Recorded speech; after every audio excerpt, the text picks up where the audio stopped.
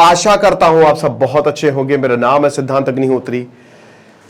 Study globes पे आपका बहुत बहुत स्वागत है। इंडियन एक्सप्रेस का एक बहुत ही अच्छा आर्टिकल है कि आखिरकार भारत क्यों मास प्रॉस्पेरिटी जो है वो नहीं क्रिएट कर पा रहा है। बहुत ही अच्छी इंसाइट्स मैं दूंगा और आपको कसम से मजा आ जाएगा।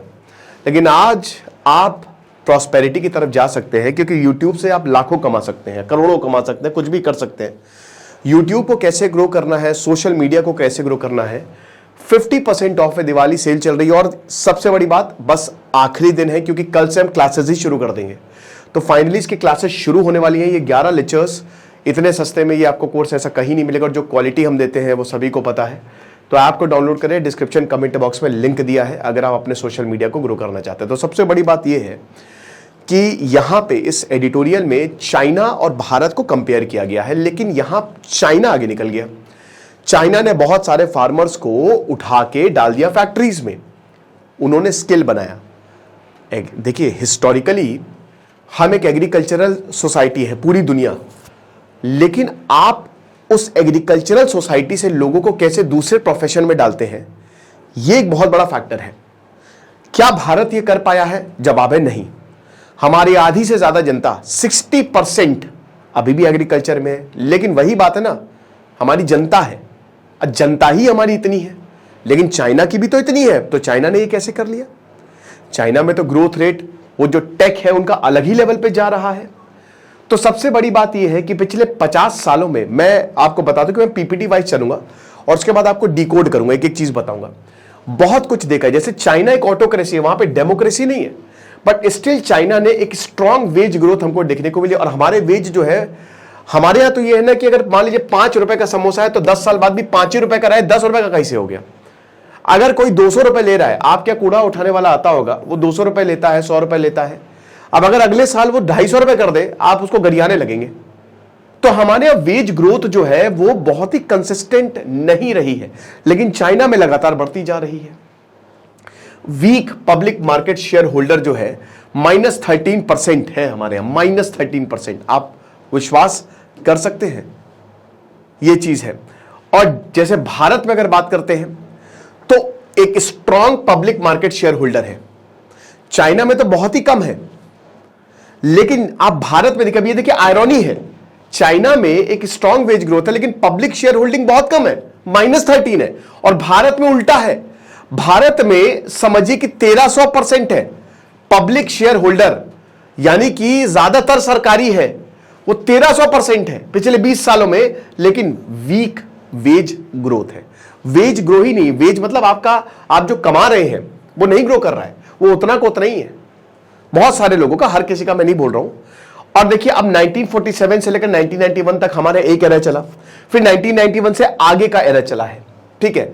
और देखिए चाइना 1949 में जो है वो आजाद हो गया, मतलब कम्युनिज्म आ गया वहां पे, और हम 1947 में। तो दो सबसे बड़े देश दुनिया के और सबसे बड़ी सिविलाइजेशन दुनिया की एक साथ आजादी दोनों ने ली, है ना। लेकिन चाइना काफी ज्यादा आगे है, सुपर डेवलप्ड है भाई चाइना, सुपर डेवलप्ड। और हम कहीं ना कहीं उतने डेवलप नहीं हो पाए। देखिए इसमें एक कारण डेमोक्रेसी भी है। अगर आपको आखिरी चॉइस मिले ना तो हमेशा डेमोक्रेसी ही चुनेगा।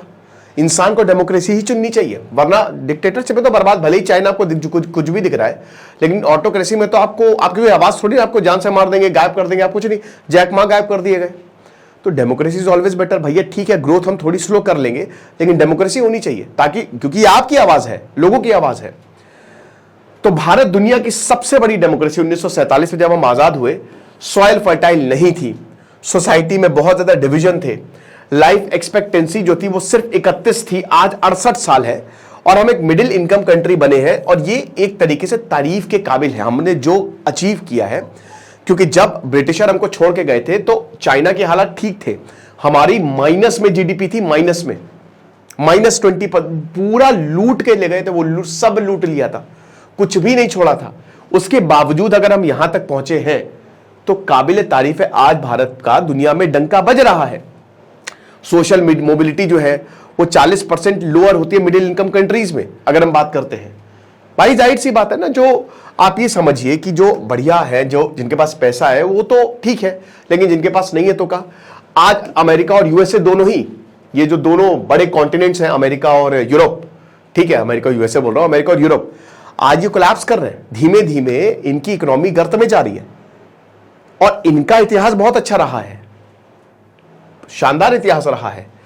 World bank chief economist Indermit Gill बताते हैं कि 108 मिडिल इनकम कंट्री जो कि इस समय हाई इनकम स्टेटस के लिए लड़ रही हैं, उनको यह समझना पड़ेगा कि जो प्लैनेट का अभी रिकॉर्ड है वो काफी ज्यादा खराब है।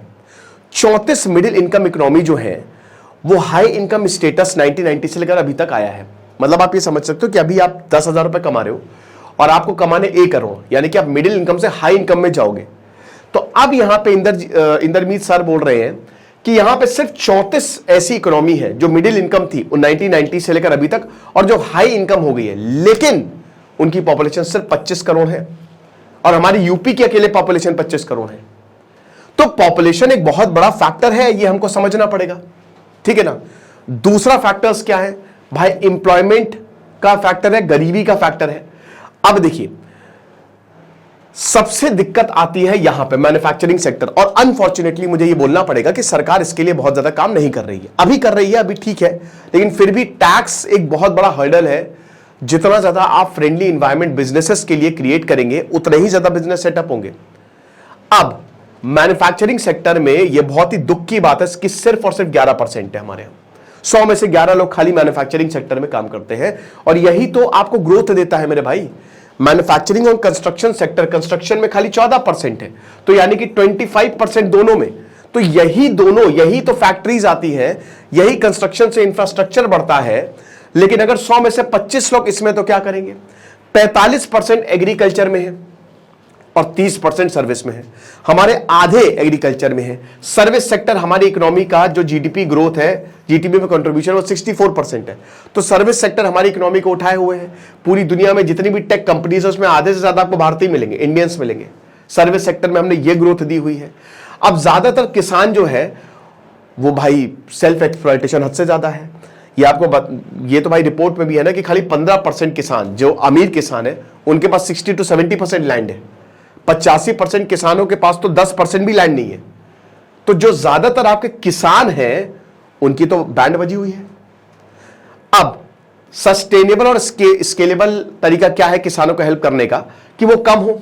चाइना ने कर दिखाया। चाइना ने क्या किया कि चाइना ने लाखों करोड़ों लोगों को फार्मिंग से निकाल के कंस्ट्रक्शन सेक्टर में डाल दिया, मैन्युफैक्चरिंग सेक्टर में डाल दिया। सर्विस सेक्टर में क्यों नहीं डाला, क्योंकि इतना आसान नहीं है, उसमें स्किल चाहिए, उसमें एजुकेशन चाहिए। लेकिन किसान का बेटा क्या किसानी करेगा, शायद नहीं। हालांकि इस दुनिया का सबसे शानदार प्रोफेशन है फार्मिंग, अगर आप इसको सही से करें तो बहुत अच्छा है, लेकिन ये नहीं है। तो आखिरकार भारत ने ऐसा क्यों फार्म से फैक्ट्रीज तक भारत में नहीं जा पाए, क्या रीजन है। अगर हम ऐसा कर लेते तो शायद आज हमारी चीजें अलग होती या हमारी कहानी अलग होती, हमारी ग्रोथ रेट अलग होती, लेकिन हम ऐसा नहीं कर पाए। चाइना ने कर दिया, ये बहुत बड़ा फैक्टर है दोस्तों। प्रोडक्शन बहुत तेजी से होगा ना, जीडीपी बहुत तेजी से बढ़ेगी, पैसा बहुत तेजी से आएगा। भाई जहां पे 5 लोग काम कर रहे हैं वहां पे 15 लोग काम करेंगे, एज सिंपल एज दैट। अब शॉर्टेज नहीं रही, याद रखिएगा, लोगों की शॉर्टेज नहीं रही है, लेकिन लैंड हमारे यहां अच्छा खासा है, इट इज एबंडेंट। भारत में जमीन बहुत ज्यादा है और ये, लेकिन लैंड रिफॉर्म्स नहीं है, जीरो लैंड रिफॉर्म। जमीन के केसेस आज भी 30-30, 40-40 साल तक। वो डायलॉग था ना, वो हंगामा, वो कौन सी पिक्चर थी, खोसला का घोसला में, कि आप तो मर जाओगे अंकल लेकिन आपका केस खत्म नहीं होगा, केस नहीं मरेगा। तो लैंड रिफॉर्म्स नहीं है और भारत में लैंड अमेंडमेंट है। अब ये अजीब पैराडॉक्स है कि जहां पे जमीन ज्यादा होगी, पानी ज्यादा होगा, वो नेचुरली ग्रो करेगा, उसको ग्रो करना ही करना है। लेकिन भारत में जमीन है, भारत में पानी भी है, लेकिन फिर भी हम उतनी ग्रोथ नहीं है हमारी। तो हर इस हाउस होल्ड के पास आधा एकड़ के पास, मतलब लगभग आप देखो कि हर किसी के पास जमीन रहती ही रहती है। राजस्थान हरियाणा में बहुत ज्यादा रैम्पेंट है, लेबर भी अच्छा खासा है। भाई 140 करोड़ के हम हैं, तो उसमें आप ये मान के चलो कि 65% तो भैया गांव में ही रह रहे हैं, 70% के करीब तो है, बढ़िया लेबर मिल ही जाता है। और इसीलिए भारत में चीप लेबर है, भारत में सबसे सस्ता लेबर है और इसीलिए हमारे प्रोडक्ट सस्ते हैं, है ना। 30% पॉपुलेशन जो है वो गरीबी में है, तो आप उनको उठाओ, ये काम करने को बिल्कुल तैयार रहेंगे। कैपिटल भी अच्छा खासा अवेलेबल है। 50% जो एफडीआई है वो पिछले 5 सालों में आया है, तो आप देख ही सकते हो कि पैसे की कोई कमी नहीं रही है। अब ये सारे के सारे फैक्टर्स, एक लैंड, लेबर, पॉवर्टी, ये सब क्या इशारा करते हैं? ये सब इशारा ये करते हैं कि किसानी जिंदाबाद। हम कुछ भी कर लेंगे लेकिन हम किसान ही रहेंगे, हम जमीन में काम कर लेंगे, क्योंकि वो हमारे लिए, ज्यादातर लोग घर भी छोड़ना नहीं चाहते हैं। बहुत लोग जैसे गांव में है तो हो सकता है 100 में से 4-5 छोड़ दें, लेकिन 95 कहेंगे भैया कम ही है लेकिन हम यहीं पे ही खेती बाड़ी करके रह लेंगे, कोई बात नहीं, हमारा परिवार यहीं है। एक ये भी बहुत बड़ा रीजन है।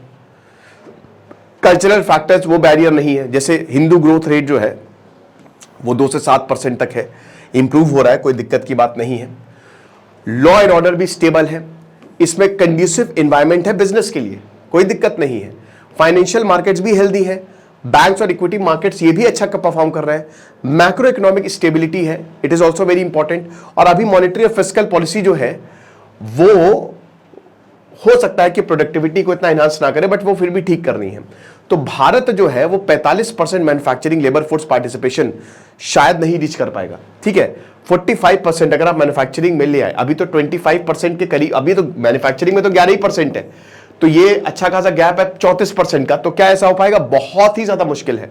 लेकिन डेवलप्ड कंट्री में 45% कम से कम मैन्युफैक्चरिंग सेक्टर में, अगर आप 2035 तक 25% तक भी ले आए तो ये आप कमाल समझ लीजिएगा, यानी कि ये बहुत बढ़िया होगी। अब देखिए 2047 तक हम कह रहे हैं कि हमको विकसित भारत जो है वो जाना है।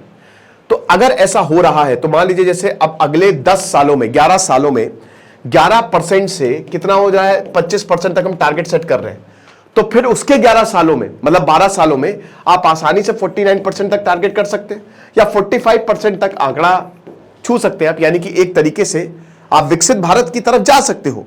क्योंकि डेवलप्ड कंट्रीज ये कहती हैं कि 45% मैन्युफैक्चरिंग सेक्टर में लोग आते हैं। आप समझ रहे हो मैं क्या कह रहा हूं? मैं ये कह रहा हूं कि भाई देखिए अभी हमारे मैन्युफैक्चरिंग सेक्टर में 11% है, अब टारगेट ये है कि 2035 तक, ठीक है, हम 25% तक ले आएंगे। 11% से हम 25% तक ले आएंगे, तो 11% से 25% तक अगले 11 सालों में हो जाएगा। अब 2047 तक हमने बोला कि हमको डेवलप भारत, विकसित भारत करना है, तो अब ये 25% से 45% तक हो सकता है 2047 तक, कोई बड़ी बात नहीं है। 40% तक भी अगर चला गया आंकड़ा तो भी बहुत अच्छी बात है, हम डेवलप्ड नेशन में आ सकते हैं। लेकिन क्या ये इतना आसान होगा? जवाब है नहीं, नहीं। 1%, क्योंकि देखिए हमारा टारगेट वैसा का वैसा ही है, और अभी मैन्युफैक्चरिंग सेक्टर में जहां थे हम वहीं खड़े हुए हैं, हम आगे नहीं बढ़े हैं। इसमें बोल रहा है कि 1% का चेंज हमको देखने को मिल सकता है। अब सबसे बड़ी बात यह है कि 2 और फैक्टर्स जो है भारत के ट्रांजिशन को अफेक्ट कर रहे हैं। क्या क्या? एक तो इंफ्रास्ट्रक्चर एंड स्किल्स। अब सबसे बड़ी बात यह है कि यहां पे स्किल और इंफ्रास्ट्रक्चर पे बहुत ज्यादा ध्यान तो दिया गया है, लेकिन क्या इतने ज्यादा लोग आ रहे हैं? जवाब है नहीं। मैसिव इन्वेस्टमेंट हमको देखने को मिला है इंफ्रास्ट्रक्चर और स्किल पे, ठीक है। अब देखिए स्किल की अगर बात करते हैं तो 3 चीजें आपको ध्यान में रखनी है। सबसे पहली बात, एसर की रिपोर्ट क्या कहती है? भाई जो बच्चे हैं स्कूल में, वहां जाहिर सी बात है कि एक तो उनके स्कूलिंग के साल बढ़ रहे हैं और लर्निंग आउटकम्स भी इंप्रूव हो रहे हैं, लेकिन फिर भी जब टेस्ट होता है, हम दुनिया से भर से कंपीट करते हैं तो हम पीछे रह जाते हैं। दूसरा चीज, जो नेशनल एजुकेशन पॉलिसी 2020 की है, वो एक कॉम्प्रिहेंसिव 15 साल का रोड मैप देती है। देखिए आपको एजुकेशन पे, अगर आपको स्किल पे ध्यान देना है तो आपको एजुकेशन पे आज ही से इन्वेस्ट करना होगा, R&D पे आप इन्वेस्ट करना होगा, स्टेम पे इन्वेस्ट करना होगा तगड़े तरीके से, तब जाके हमारा स्किल डेवलप होगी। आपको ऐसे ऐसे कोर्सेज कॉलेज में चलाने होंगे जो नहीं हो, तब जाके स्किल डेवलप होगी। जिनके पास डिग्री नहीं है उनके पास भी आप वोकेशनल कोर्सेज चलाइए, तब जाके। तो ये अभी नेशनल एजुकेशन पॉलिसी दूर दूर तक इंप्लीमेंट नहीं है, अभी हम वैसे ही पे चल रहे हैं। अब कब होगी ये, कहां से होगी, कैसे होगी, ये तो पता नहीं, ठीक है ना। उसके बाद जो रैपिड ट्रेनिंग है, जैसे सेल फोन असेंबली हो गया, वो 8 हफ्ते में, जैसे भाई आसानी से आप थोड़ी बहुत ट्रेनिंग लेके आप सेल फोन की अगर बात करते हो उसको असेंबल कर सकते हो, कंप्यूटर के बारे में सीख सकते हो, इलेक्ट्रिसिटी के बारे में सीख सकते हो, पर्टिकुलर स्किल जो है वो आप कर सकते हो। तो अब भाई फैक्ट्री में तो आपको इन्हीं स्किल्स की जरूरत है, ठीक है ना। तो अगर आपके पास स्किल है, ये 3 चीजों पे अगर हम ध्यान दे रहे हैं, तीसरा वाला सबसे इंपॉर्टेंट रहेगा, तो फिर आप इस पे काम कर सकते हो, है ना। अब देखिए जो मैन्युफैक्चरिंग इंडस्ट्री का ग्रोथ रेट है 2013 से लेकर 2023 तक, ये जाहिर सी बात है 2021 में तो -9.6% बढ़ा, लेकिन अब 2013 से देखिए 4.8, 3.6, ये ऐसे ऐसे ऐसे करते करते आज हम यहां पे 2022 में 11.8% तक रहा, ठीक है। फिर उसके बाद कंप्लायंसेस, सबसे दिक्कत की बात अगर यह है, सब कुछ ठीक है लेकिन यह समझना पड़ेगा कि भारत में अभी भी रेड टेपिज्म है। आप जाएंगे, फाइलें पलटती रह जाएंगी, आप परेशान हो जाएंगे, इतने कागज, आपको रिश्वत देनी पड़ेगी। ये एक सच्चाई है भारत की। जिसके पास पैसा है वही ताकतवर है। ये मैंने केदारनाथ में देखा। एक्सेसिव कंप्लायंसेस हैं, जबरदस्त फाइलिंग्स हैं, और अनफॉर्चुनेटली भैया जो गुंडे हैं वो आजकल बिग बॉस में जा रहे हैं, तो क्रिमिनलाइजेशन हद से ज्यादा है, ठीक है ना। अब इससे क्या है कि जो भारत की मैन्युफैक्चरिंग ग्रोथ है वो हैम्पर होती है, स्पेशली जो स्मॉल और इनफॉर्मल फर्म्स हैं। बड़ी बड़ी कंपनी जो है वो इन बर्डन्स को तो एब्जॉर्व कर लेंगी, लेकिन प्रोडक्टिविटी कहां से लाओगे? तो फैक्ट्रीज में अगर आपको चीजें चाहिए, ठीक है ना, तो यू हैव टू अंडरस्टैंड कि जो डेली चैलेंजेस हैं वो क्या है।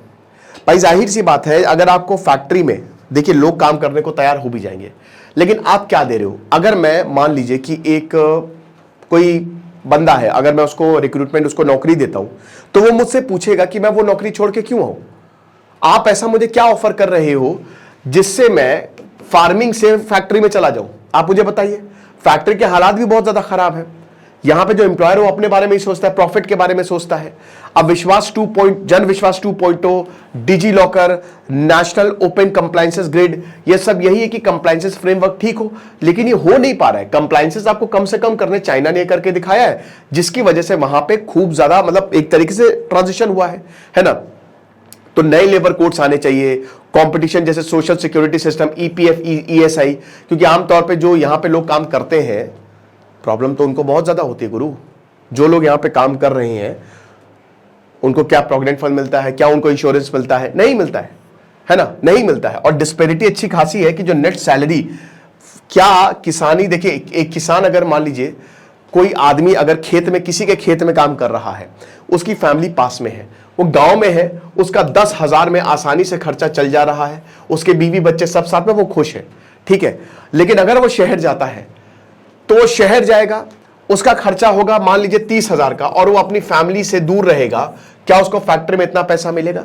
ये तो वही बात हो गई कि एक बार एक बहुत अमीर आदमी जो है वो एक मछुआरे के पास गया, बोला कि अरे तुम यहाँ पे मछली पकड़ रहे हो, मछली का बिजनेस खोल लो। कहता उससे क्या होगा? कहता उससे तुम खुश रहोगे। कहता तो वो तो मैं अभी भी हूं, मैं खुश रहने के लिए क्यों इतना ज्यादा मेहनत करूं, और कोई गारंटी भी नहीं है कि मैं खुश रहूंगा कि नहीं रहूंगा।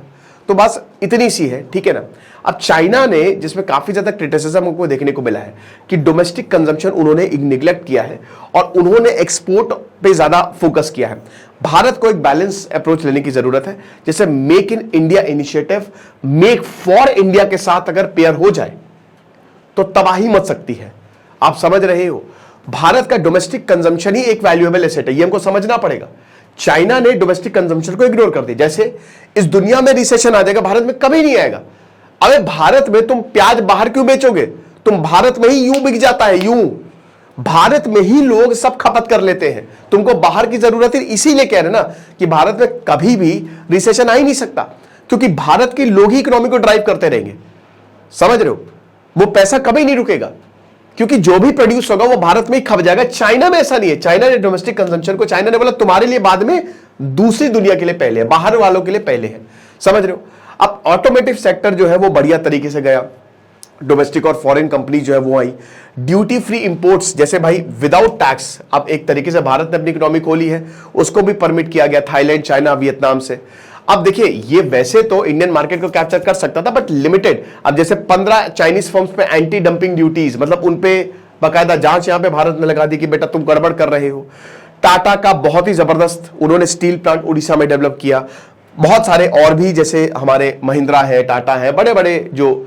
उसके बाद जैसे अब भारत में टैरिफ लगता है, जैसे अगर हम उसको स्ट्रैटेजिकली यूज करें तो बहुत अच्छी बात है, ठीक है ना। जैसे 1970s, 80s और 90s में भारत का ट्रेड टू जीडीपी रेशियो है वो काफी कम रहा, ठीक है ना। यानी कि जितना हम ट्रेड करते हैं उतना जीडीपी में कंट्रीब्यूशन नहीं था, 7%, 14%, 15% था।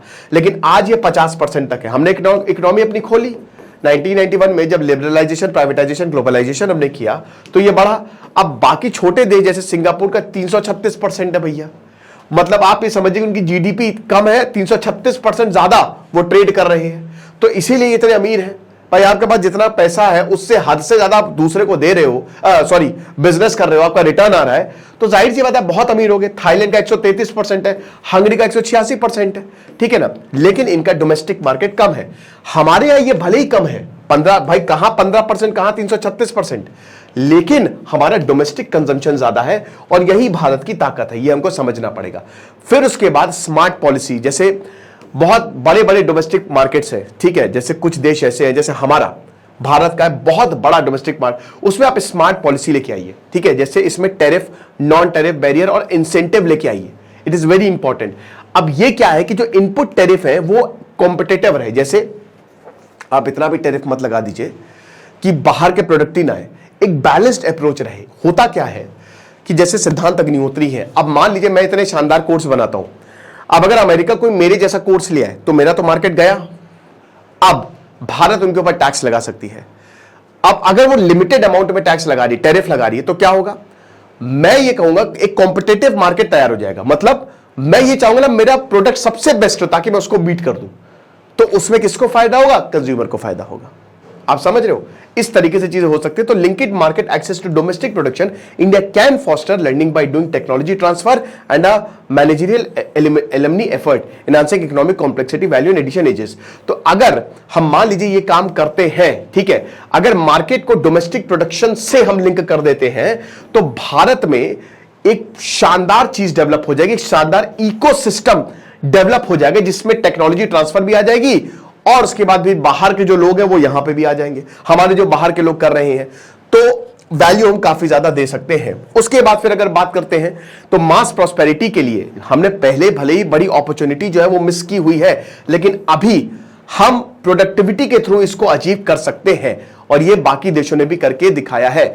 लेबर इंटेंसिव मैन्युफैक्चरिंग का अच्छा खासा पोटेंशियल है, ये हमको समझना पड़ेगा। क्योंकि देखिए चाइना में अगर बात करते हैं तो वो अपने लोगों को बोलता है, जबरदस्ती मारता है, पीटता है, बोलता है या तो इकोनॉमिक गेन या फिर फ्रीडम, इन दोनों में से किसी को चूज करो। अगर तुमको फ्रीडम चाहिए तो इकोनॉमिक गेन नहीं मिलेगी, अगर तुमको इकोनॉमिक गेन चाहिए तो फ्रीडम नहीं मिलेगा, है ना। हम क्या कर सकते हैं, हम बोल सकते हैं अरे बिल्कुल कोई दिक्कत नहीं है, आप 25% तक मत जाएं, आप 18 से 20% तक रहें, लेकिन इससे लोग भी खुश रहेंगे और इकोनॉमिक गेन भी बहुत बढ़िया होगा। तो ये लेक्चर था, आपको कैसा लगा आप मुझे जरूर बताइएगा। बाकी आप हमारे YouTube को, भैया स्किल हम आपको सिखा रहे हैं और स्किल की हम बात कर रहे हैं, क्योंकि आज आखिरी दिन है, कल से क्लासेस शुरू होंगी। Thank you so much.